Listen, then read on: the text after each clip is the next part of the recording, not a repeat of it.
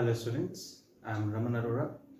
Today we have gathered here to discuss the topic liberalization under the economic reforms.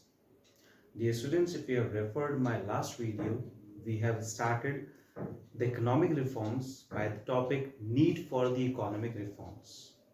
We have seen the need was the deficit BOP, we have seen poor performance of PSUs and many more. So now we are moving toward the new economic policy first element, which is liberalization.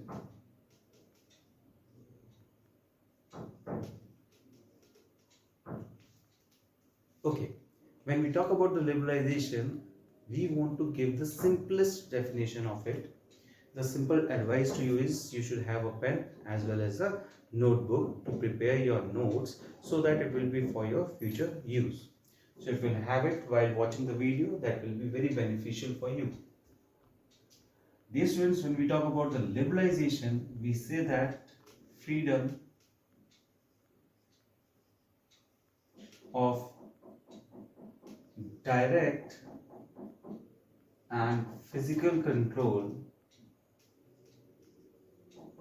on producing units by the government. As we have seen, since 1950 to 1990, the government has imposed several types of controls, several types of taxes, several types of restrictions.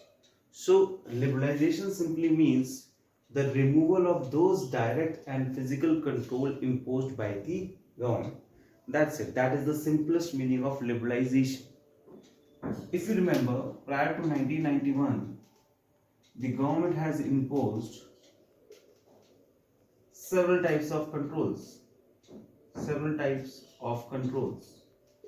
on private enterprises in domestic economy.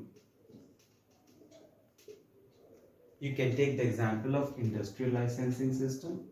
You can take the example of price control, financial control, foreign exchange control, even import licensing system, import licensing control. So we have seen many types of licensing from the government from 1950 to 1990. So due to these controls, there was undue delays, corruption, and inefficiency, and due to which our GDP had fallen sharply. And dear students, we were living in the high cost economic system.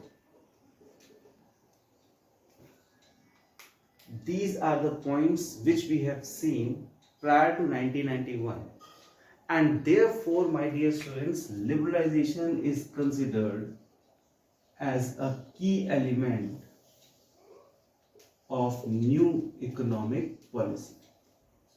So this is the only introduction which I want to give about the topic which we are discussing, liberalization as a key element of new economic policy. Dear students, as I promised in the last video that the most important part of my videos will be you will be able to understand the concept as well as you will be able to learn it for a very longer period of time. And as I instructed you, you should have a pen and a notebook. If you will have that and you are preparing the notes side by side, it will be helping to you in their future when you will be having the exams or tests. That will be very beneficial for you. So for the sake of revision, just listen the facts which we have discussed. First of all, today we have started with the definition of liberalization, where simply you said it, that is a freedom of producing units on the direct and physical control imposed by the government. Whatever direct and physical controls imposed by the government from 1950 to 1990, the freedom from it is called as liberalization. That is the simplest definition.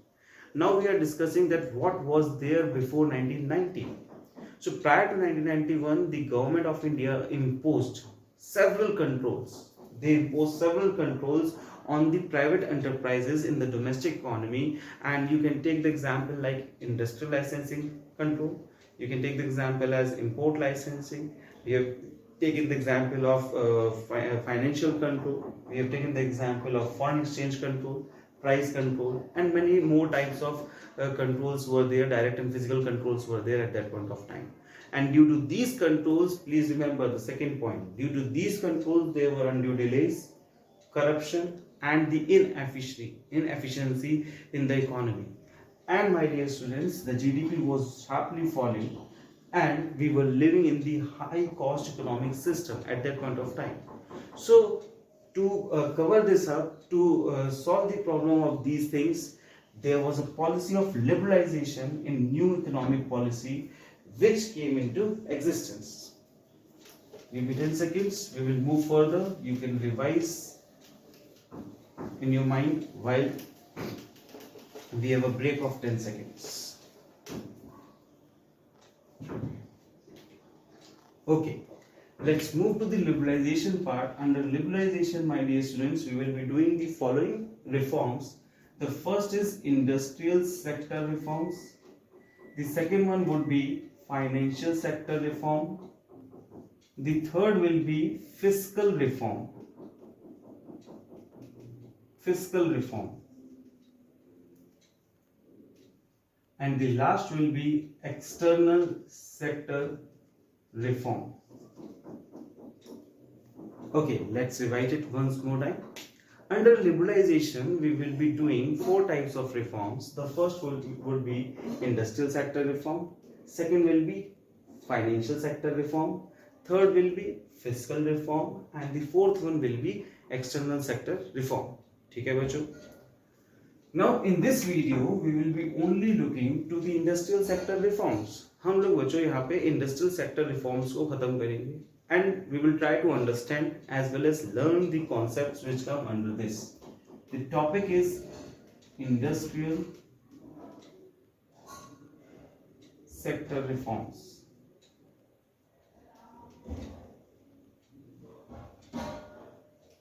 Okay. The first point which we do in the industrial sector reform is abolition on industrial licensing. So the first and the foremost reform which came under this is abolition on industrial licensing. In 1991, my dear students, a new industrial policy was announced. And at that point of time, industrial licensing was abolished except 5 industries. Again, in 1991, a new industrial policy was announced and it abolished the industrial licensing except 5 industries, that is liquor, cigarette, defense equipment, hazardous chemicals, and industrial explosives. Other than these 5 industries, you need not to require the licensing from the government.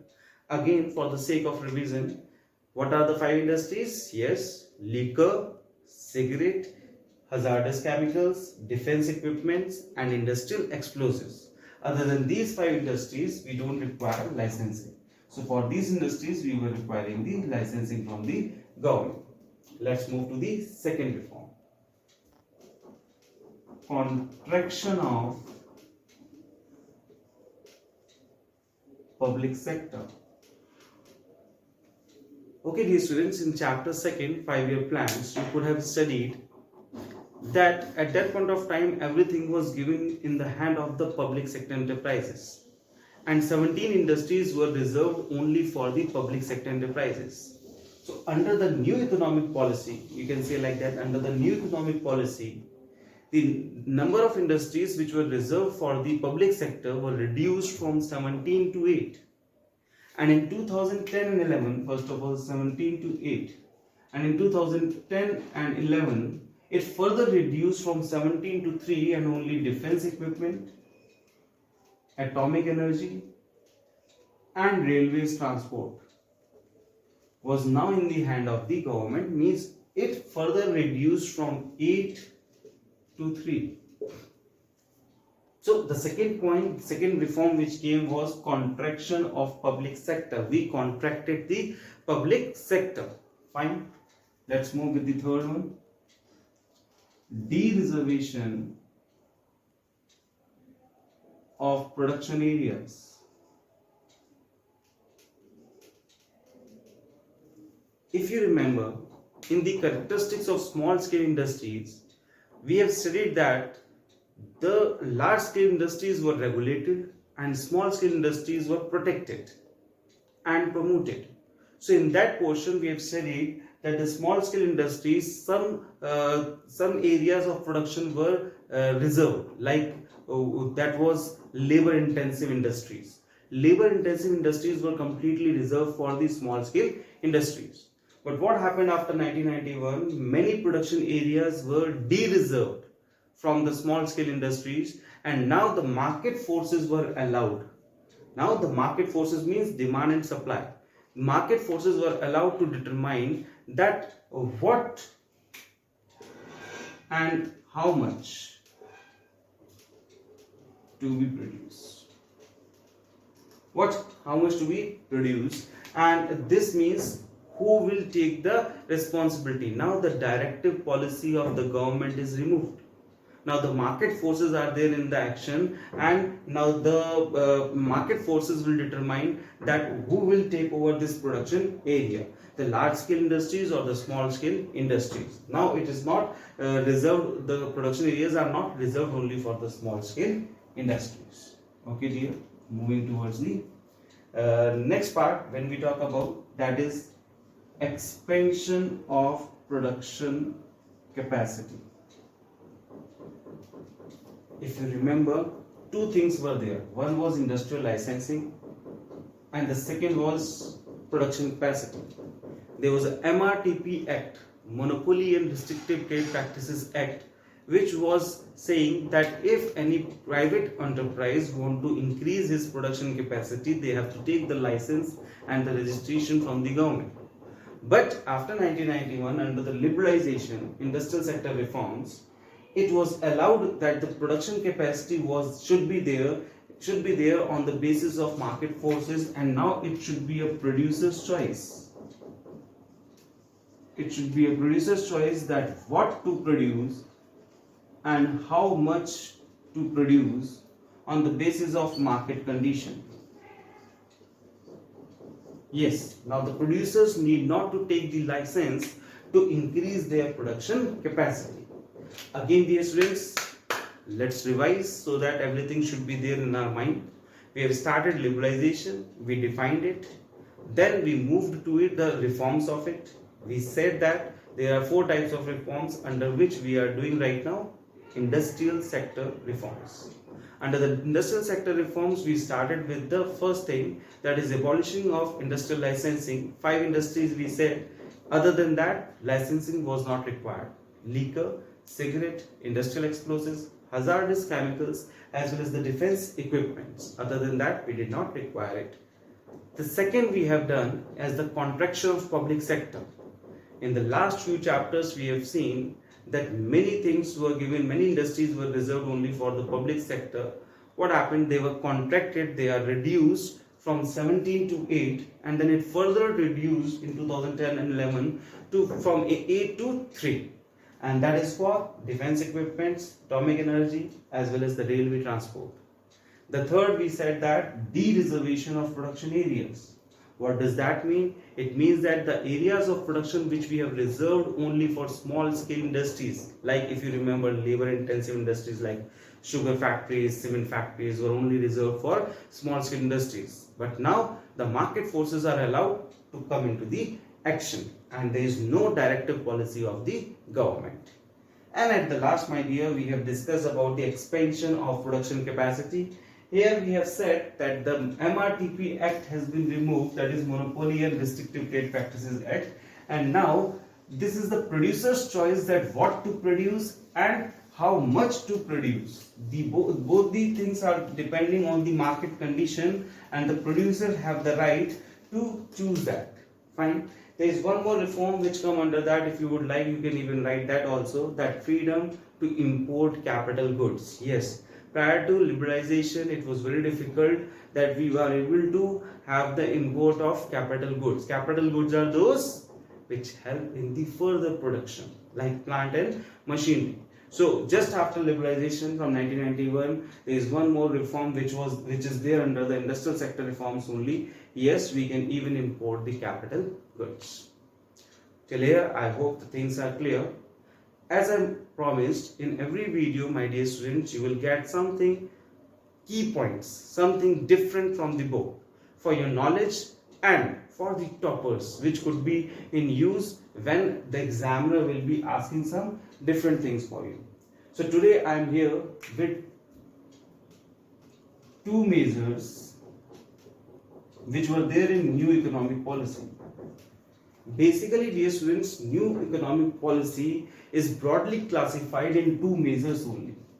Yes, these two measures, if I talk about, first is structural reform measures and second is stabilizing measures.